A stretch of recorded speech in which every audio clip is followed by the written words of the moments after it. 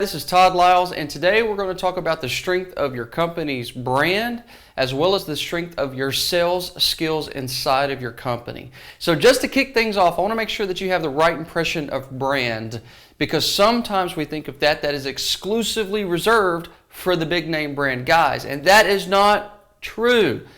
Completely true.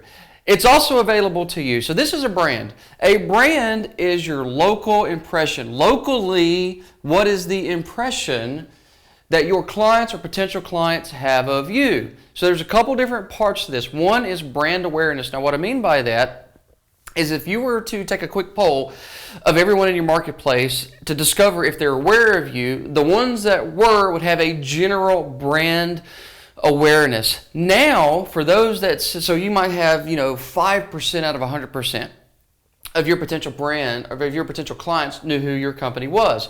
The next thing would be, what's the impression? And when you think of impression, what I literally mean is, what do they think and what do they feel about your business? It's their concept of your business. It's the way that when they hear the name of your company, they think great service, quality company, or they think small mom and pop shop, or for goodness sake, I hope not, they think, warning, if you call them, you're going to get a terrible job and a high price. So the impression of your company, both its awareness, where are you, and both those that are aware of you, what they think about you, ends up forming your brand. Now, let's talk about sales skills. Specifically, when you hear us refer to sales skills, what I am not talking about is your ability to recite scripts. Not that that's not critical, but I'm not talking about that. What I'm not talking about is purely your objection handling technique, although, again, important, but that's not what I'm referring to. If I want to know, hey, can you sell? How strong or how weak are your sales skills? What I really want to know is, if you get an opportunity, how often are you converting that into a yes? How many yeses are you getting? And how often is the client pleased to have said yes? In my opinion, that represents strong sales skills. Yes, there are attributes and techniques that go with that, but the ultimate measure of strong sales is strong results. Make sure you're clear on that. Now with these two concepts, I'm going to flip this board around. And what I've done is I've put together a quadrant. So if you look at this upper quadrant, strong sales in green. As you work your way down, you're going to find weak sales in green. So we got strong sales and we've got weak sales top to bottom. Now left to right, we have strong branding, working our way over to weak branding. So what I want you to do is I want you to think about, where do you fall in this chart? It's going to be very easy. You ask yourself, hey, do we have a strong brand in our marketplace? If we do, this is neutral or average. You're going to work your way up. Is it here? Is it here? How strong is your brand and sales skills? So strong's going to be over here for brand, strong's over there for sales skills. So where do you fall? Let's take a look at each one, and I want to have a little bit of a commentary for you, just so that you put things into perspective. First thing that we're going to do is we're going to take a look down here in this lower quadrant. It says weak branding, as in you're not very well known in the marketplace, and you have weak sales. Weak branding and weak sales is going to equate to a danger zone. So if you're in this quadrant, warning, this is a massive danger zone. You cannot hang out here for very long and be profitable. As a matter of fact, you probably aren't profitable. The people that find themselves in this area typically are amazingly small companies, one, maybe two men, and what they're doing from a company perspective is basically just replicating a paycheck, if that, but with all the headaches and with all the liabilities of a company. In many ways, it'd be better off working for another business as opposed to doing it themselves.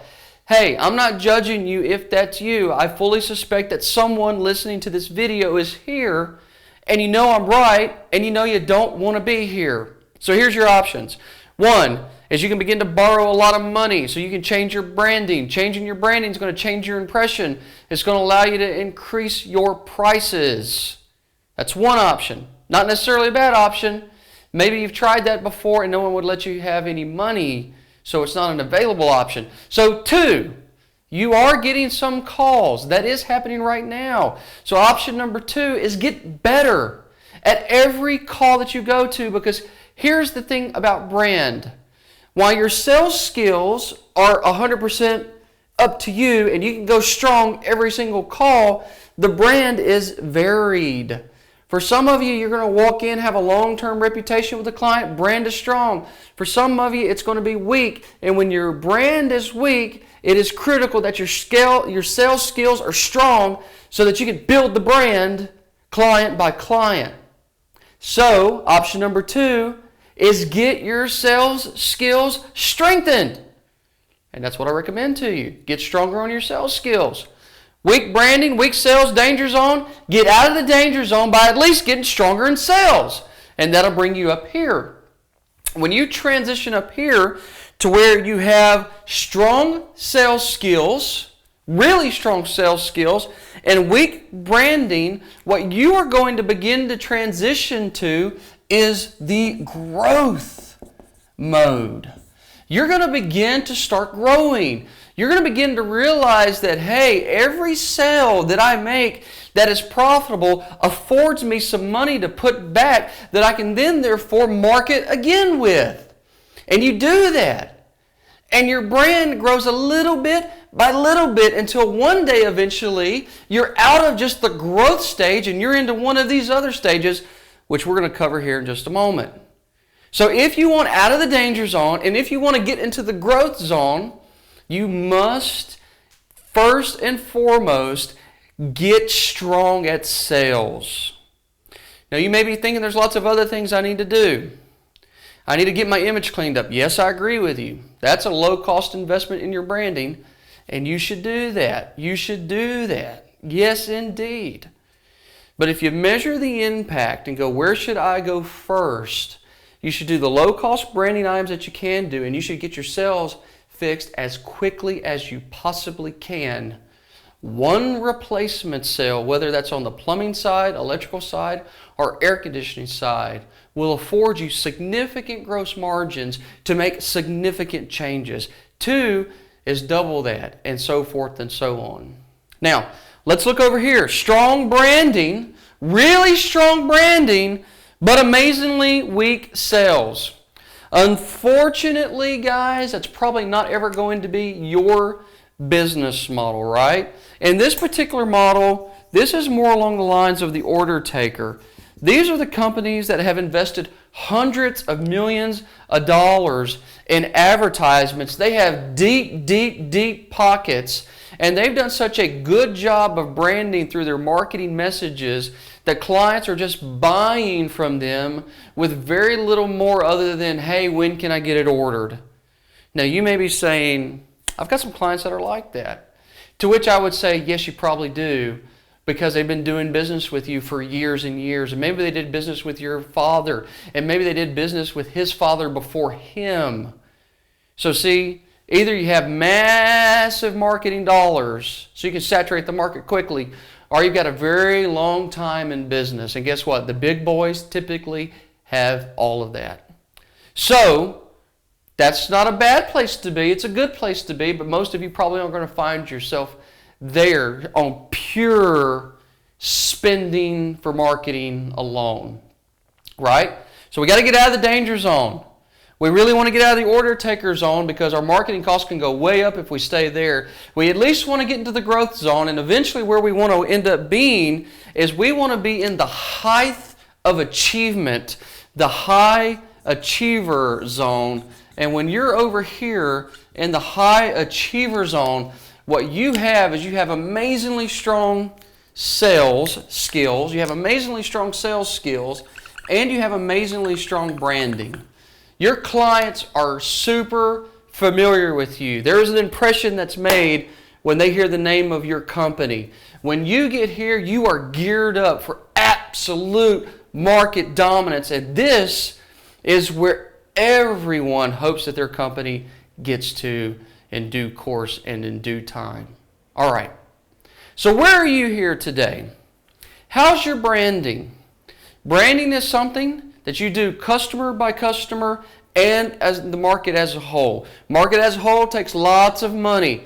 Customer by customer also takes money, but you get an opportunity each and every single time. Sales skills is something that you pour in team member by team member, and they get to get strengthened very quickly. You can get your sales skills stronger a lot faster than you can get your branding strong, and you get the opportunity to start making a big return quickly. If you've come to the point where you're thinking, I've got to work on all these things, but I need the money to grow my branding, but I have people now that aren't selling, then we can help you. Our next sales program is November 9th through 11th. We've just got a few handful of spots left. Whether you're in the plumbing side, the electrical side, or the air conditioning side, we can help strengthen your sales so that you can go out there and start making profitable results happen, so that you can grow your company, so that you can strengthen your brand, so that you can do the things that you know that you need to do to reach high achievers zone. We'd love to help you, and we can help you. We can turn your sales around. We can turn learning into earning. Come see us, and we will change your business November 9th through 11th in Austin, Texas.